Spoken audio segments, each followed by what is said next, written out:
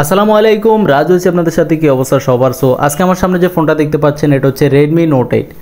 এই ফোনটাতে সমস্যা হচ্ছে অটো রিস্টার্ট প্রবলেম, মানে ফোনটা হঠাৎ বন্ধ হয়ে যায়, আবার চালু হয়, আবার বন্ধ হয়, এরকম সমস্যা করে।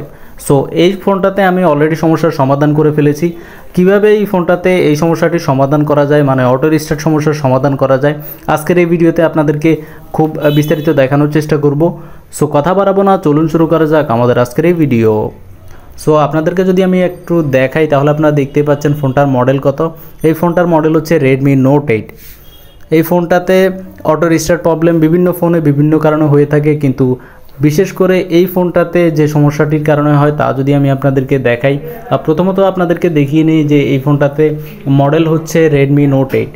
সো আমি যদি ব্যাক সাইডটা আপনাদেরকে একটু দেখাই তাহলে আপনারা দেখতেই পাচ্ছেন এখানে ব্যাটারির যে কানেক্টর আছে, মানে ব্যাটারির যে ছোট্ট বোর্ডটা আছে, এই বোর্ডটার মধ্যে একটি ফিউজ থাকে। ওই ফিউজের সমস্যা হলে ফোন কিন্তু অটো রিস্টার্ট নেয়। সো আমি যদি আপনাদেরকে একটু ভালো করে দেখাই তাহলে আমি কানেক্টরগুলো খুলে ফেলতেছি এবং খুলে ব্যাটারির যে উপরে প্লাস্টিকগুলো থাকে সেগুলো রিমুভ করে এখানে যে ছোট্ট বোর্ডটা থাকে ওই বোর্ডের মধ্যেই কিন্তু ফিউজটা থাকে। আমি যদি আপনাদেরকে একটু ভালো করে দেখাই, দেখানোর জন্য আমাকে এটা তুলতে হবে।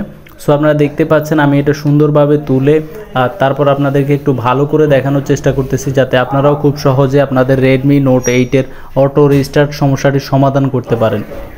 সো আপনারা দেখতে পাচ্ছেন কিনা আমি জানি না, আমি ক্লিয়ারলি আপনাদেরকে দেখানোর চেষ্টা করতেছি যে সমস্যাটি আসলে কোথায়।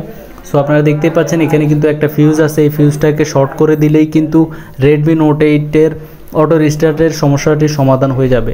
সো এই ফিউজের উপরে আমি একটি তার দিয়ে শর্ট করে দিয়েছি, অ্যান্ড শর্ট করে দিলেই আশা করি আপনাদের Redmi Note 8 ফোনের অটো রিস্টার্ট সমস্যাটির সমাধান হয়ে যাবে।